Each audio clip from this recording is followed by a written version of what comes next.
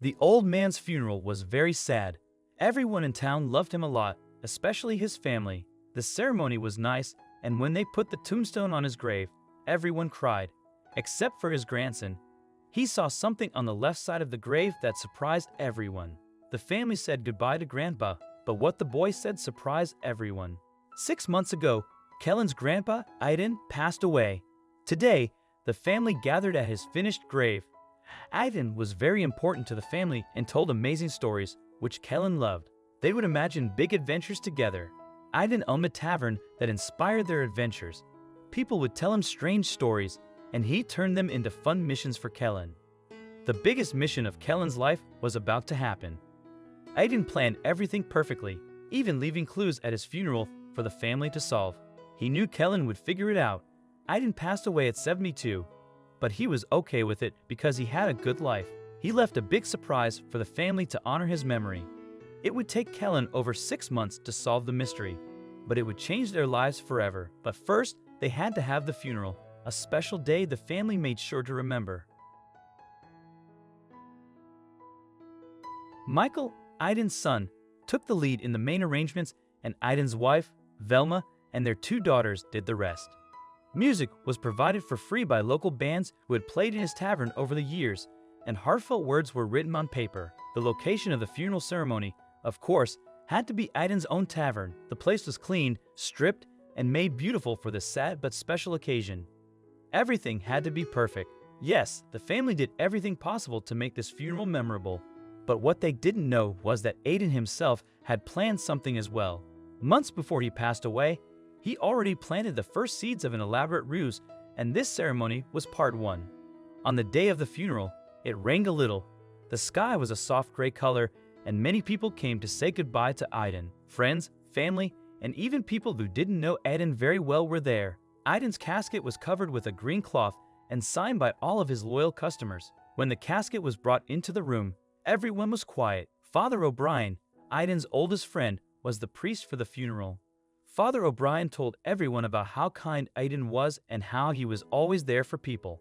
But what they didn't know was that he was part of Iden's master plan. In between his words, there was music. The songs were sad but beautiful, making everyone think about how much they loved Iden. As the ceremony ended, Father O'Brien even spoke directly to the family for a moment. The message from Iden was like something he would say, mysterious and tricky. He said, "When the moon is on its 6th cycle and the stone is put to earth, look to your left and the future will reveal itself." The family looked confused at Father O'Brien. It was typical of Iden to make a mysterious plan even in his own funeral, but nobody knew what it meant. The tavern was very quiet and everyone looked confused. Then, Iden's wife Velma spoke up. She said they should continue with the ceremony and not worry about Iden's mystery for now because he was too smart for them to figure out today. The family agreed, and they finished the ceremony. After the funeral, they went outside to bury Iden. It was raining, but nobody minded.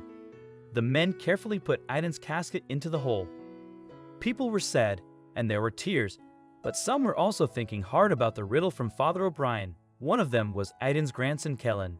After the burial, people from the cemetery came to talk to the family. They were sorry for their loss and said they had to pick a tombstone for Iden's grave. Most of the family didn't notice, but Kellen did. He remembered Grandpa's message about a stone. Kellen paid attention and listened for more clues.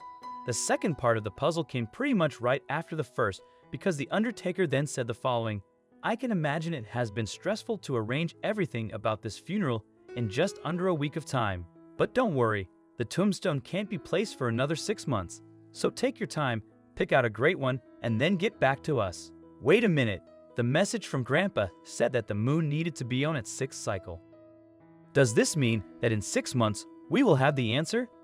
Kellen was dissecting every word the undertaker spoke, and he really was on the right track to solving his grandfather's puzzle. The downside was that he now had to wait an excruciating 6 months to solve this thing. 6 months is an eternity when you're an 8-year-old. It can feel even longer when you are waiting to decipher a riddle from your deceased grandfather. However, time has a peculiar way of moving on, whether you want it to or not. As the days became weeks and the weeks turned into months, Kellen became more absorbed with the mystery. After Iden passed away, his family tried to get back to normal. His mom went back to work, and his sister went back to school. But they all felt the gap that Iden left. His grandma, Velma, stayed busy running the tavern to honor him. Kellen often sat in Iden's chair, watching the moon, waiting for the sixth cycle. Then, the day came to put the stone on Iden's grave. Kellen felt nervous and excited. The whole family, dressed in black, watched as the stone was placed. It had Iden's name and said he was a husband, father, grandfather, storyteller, and friend to everyone. It was sad, and everyone cried as they touched the stone. But Kellen knew he had a mission. This was when Grandpa's puzzle would end. While everyone looked at the stone, Kellen remembered Grandpa's message. He looked to the left, just like Grandpa said, and that's when he saw it. There was a large stone lantern next to his grandfather's grave, a fixed statue that normally would be embedded into the ground, sturdy without any wiggle room. But this statue looked different. It was clearly made out of two parts. The bottom part was fixed into the ground, probably poured into a mold that was fixed to the pavement itself, but the top part was clearly placed on there. It was a windy day, and every so often, this loose part of the stone lantern would wobble back and forth. One time, when a particularly heavy gust of wind passed by, it even tilted diagonally a bit. Kellen saw that it was hollow, and for just a glimpse, he could peek inside. There was something in there. How come nobody is noticing this? Am I the only one who remembered the weird thing Father O'Brien told us at the funeral? Kellen thought, and apparently that was the case because after a couple more minutes and a couple more tears being patted dry, the group walked away. They turned their back on the grave and walked towards the exit. But not Kellen. Kellen couldn't believe it. He shouted to his family as he remained standing by his grandfather's tombstone. "What are you guys doing? Don't you remember what Grandpa Iden said to us?" The family turned to look at Kellen, puzzled. "What's wrong, honey?" his mother asked. Kellen went over to the stone lantern and kicked it hard. "Kellen, why are you doing that? You can't disrespect the cemetery," his mother yelled. But suddenly, the top part of the lantern fell off, showing a hollow space inside. Kellen reached in and took out a small wooden box. Now, everyone was curious, and they gathered around him. Kellen repeated Iden's message. When the moon is on its sixth cycle and stone is put to earth, look to your left, and the future will reveal itself. Everyone understood now. Iden liked surprises even after he passed away. They felt sorry that Kellen was the only one who remembered his final words. "Come on, boy, don't keep us waiting," Uncle Michael urged. Kellen opened the box slowly.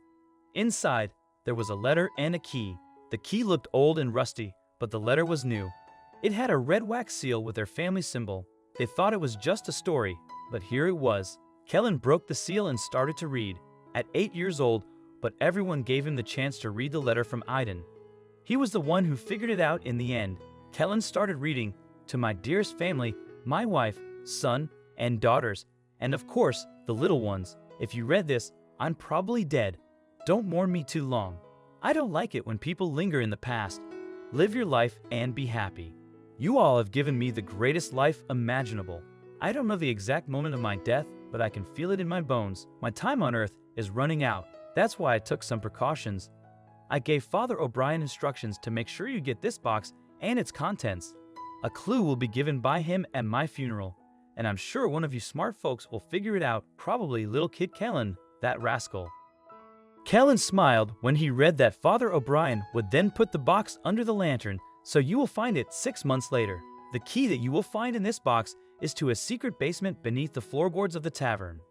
There you will find a chest filled with gold coins and money. It has been saved up by my family for generations, and it eventually belonged to me. See it as your inheritance. Divide it equally amongst the 9 of you. May my death bring forth positivity." They couldn't believe it. What a strange turn of events. How did nobody know about this, not even Velma? They all looked at each other silently for a moment, but Kellen stepped up again. He told them to come with him. Kellen, the little boy, already had the letter and key and was heading to the car.